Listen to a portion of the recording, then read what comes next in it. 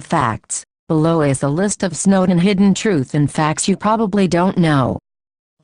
To make sure the screenplay was not hacked or leaked, Oliver Stone wrote the script on a single computer with no internet connection. Oliver Stone visited the real Edward Snowden after filming wrapped and showed him a work-in-progress cut of the film. Joseph Gordon-Levitt pledged to donate his entire salary from the film to help facilitate the conversation about the relationship between technology and democracy. Edward Snowden's parents attended a screening of the film and praised Joseph for his portrayal of their son. The actor cited this encounter as the most meaningful encouragement he has ever received for a performance. During the film shoot in Germany, Oliver Stone's mother passed away. Due to the limited budget and time constraints, Stone was forced to miss his mother's funeral, as taking the necessary time off would have left the production unable to complete the film within the budget and schedule. Nicolas Cage had previously played the lead in Oliver Stone's World Trade Center, 2006. He agreed to a small role in this film as a favor to Stone. The real Edward Snowden advised Oliver Stone that the NSA's command centers are actually run on tight budgets and are far less glamorous than they appear in movies and TV shows.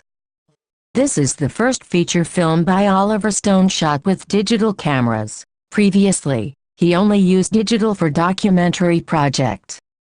Shailene Woodley learned how to pole dance for her role as Lindsay Mills. The movie is based on the novel Time of the Octopus written by Anatoly Kucherena, a Russian attorney who took on the case of Edward Snowden and represented his interests in Russia. The novel is considered fictional but based on the interviews with Edward Snowden. Oliver Stone met Edward Snowden 3 times in Moscow before he decided to do this film. Melissa Leo plays filmmaker-journalist Laura Poitras, who directed the critically acclaimed documentary Citizenfour, 2014, which chronicles the aftermath and effects of Edward Snowden's actions. Joseph Gordon-Levitt's first day of shooting was the scene featuring Snowden's basic training in the Army. Filming started on February 16, 2015 with an intended release date of 25 December 2015, only 10 months and 9 days later. Then the release was delayed until May 2016 because the visual effects were too complex to be completed in time. After the film was fully completed, it was rescheduled again for the September 16, 2016 because the distributor wanted to avoid the competing summer blockbusters. This is Joseph Gordon-Levitt's second consecutive feature film based on an Oscar-winning documentary, Citizenfour, 2014. He'd previously made The Walk, 2015, which was based on Men on Wire, 2008. Anatoly Kucherena, credited as Russian diplomat, is the actual Russian attorney of Edward Snowden who represented him in his political asylum claim. This will be the 20th feature film directed by Oliver Stone.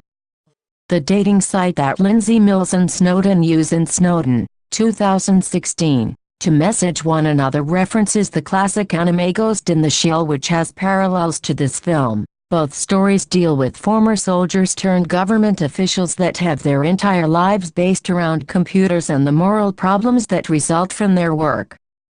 Margot Robbie was offered the role of Lindsay Mills, but she was unable to take it due to scheduling conflict. Snowden, 2016. Was one of the first completed feature films shot mostly with the new 6.5K Arri 65 camera. Shailene Woodley was cast as the female lead on November 15, 2014, her 23rd birthday. In the scene where Snowden is hiking with Lindsay, you can see in the background the valley which appears in the TV series Lost. Schedule for release September 16. 2016, the day after Oliver Stone's 70th birthday. In the movie, Snowden falls out of his bunk and breaks his leg during military training and that's how he gets discharged. In real life, it isn't known how Snowden got discharged. Its performance during its opening weekend was the lowest opening of Oliver Stone's career for a film playing in over 2,000 theaters. Tom Wilkinson has previously played Joseph P. Kennedy in The Kennedys, 2011. Oliver Stone famously directed JFK, 1991, about the murder of Joseph's son, President John F. Kennedy. There are a few actors from comic book films in this movie. Scott Eastwood has an unspecified role in Suicide Squad, 2016. Joseph Gordon-Levitt played Blake in The Dark Knight Rises, 2012. Nicolas Cage played Johnny Blaze Ghost Rider in Ghost Rider, 2007, and Ghost Rider, Spirit of Vengeance, 2011, and also played Big Daddy in Kick-Ass, 2010. Tom Wilkinson played Carmine Falcone in Batman Begins, 2005. Rhys Ifans played Dr. Kurt Connors the Lizard in The Amazing Spider-Man, 2012. Robert Firth played Dr. Fitzgibbon in Guardians of the Galaxy, 2014, and also worked on Sefton Hill's Batman, Arkham Knight. Shailene Woodley was cast as Mary Jane Watson in The Amazing Spider-Man 2, 2014, but her scenes were removed. Spoilers.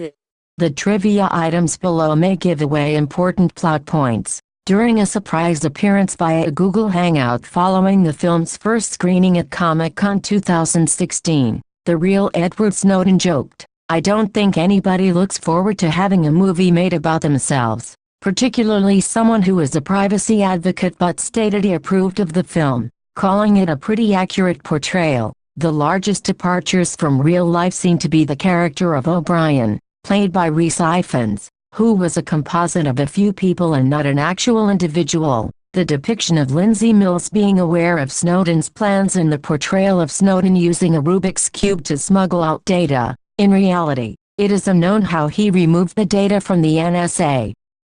Oliver Stone visited Julian Assange in April 2013 in the Ecuadorian embassy in London and praised his work for WikiLeaks, but Assange does not appear in Snowden, 2016, as a character or as himself. In real life, Assange was heavily involved in helping Edward Snowden to escape from Hong Kong. The only WikiLeaks member appearing in this feature is Sarah Harrison, who traveled with Snowden from Hong Kong to Moscow and supported him there. She can be seen in archive footage near the end.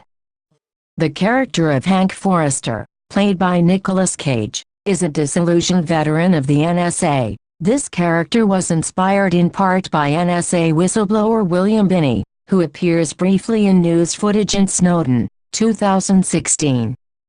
The real Edward Snowden appears at the end of Snowden, 2016. In interview footage, he says, "When I left Hawaii, I lost everything. I had a stable life, stable love, family, future. I lost that life, but I've gained a new one, and I am incredibly fortunate. And I think the greatest freedom I've gained is that I no longer have to worry about what happens tomorrow, because I'm happy with what I've done today." When Snowden steals the NSA's files and hides the SD card in the Rubik's Cube, he throws the cube to a security guard who says he has no idea how to solve it. Snowden says, "You have to make a white cross, and then you do the corners. This actually is the correct pattern for solving a Rubik's Cube." The character Corbin O'Brien, played by Rhys Ifans, is a reference to George Orwell's famous novel 1984, first published in 1948, where a similar character named O'Brien is an important part of the story. O'Brien is a high-ranking agent of the Thought Police in Orwell's novel, while Corbin O'Brien is a high-ranking member of the NSA. The Snowden Facts and Truths.